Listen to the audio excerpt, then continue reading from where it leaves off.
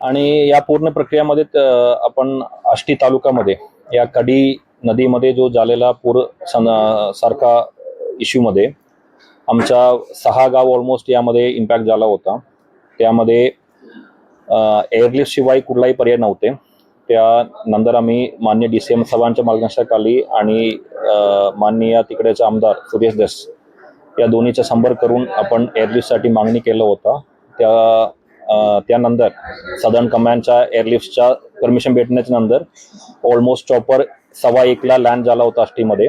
त्यानंतर आपण 3-4 ठिकाणातून ऑलमोस्ट 52 लोकांना बाहेर काढलेलं आहे, सेफली काढलेलं आहे आणि त्या चॉपरमधून 24 लोकांना आणि स्थानिक प्रशासनाने 27 लोकांना तिकडून रेस्क्यू केलं होतं। या सगळ्या घटना वाहून गेल्याची काही माहिती आहे? एक माणूस दामनगाव या गावामधून वाहून गेल्याची माहिती आहे, त्यांचा शोध चालू आहे आता। आणि दुसरा त्यांच्या रेस्क्यूच्या दरम्यान एक व्यक्तीचा मृत्यू झालेला आहे। त्यांच्या आता PM साठी आपण बॉडी पाठवलाय। आता एकदा PM रिपोर्टच्या नंतर त्यांचा एक्झॅक्ट कारण काय तो मला कळणार। जिल्ह्यातील पूरस्थितीच्या पार्श्वभूमीवर काय नेमकं आता आज जो पाऊस चालू होता, ऑलमोस्ट मला असं वाटतं की 40 mm जवळपास आमच्याकडे पाऊस चालू होता आज। आणि आज जो पूरसारखा परिस्थिती भरपूर तालुक्यामध्ये आणि गावामध्ये होता, त्या पूर्ण आपण विश्लेषण करून उद्या आपण सर्व शाळांना, सर्व अनुदानित असेल, शासकीय असेल आणि सर्व प्रोफेशनल कॉलेजेस हे सर्वांना आपण सुट्टी जाहीर करणार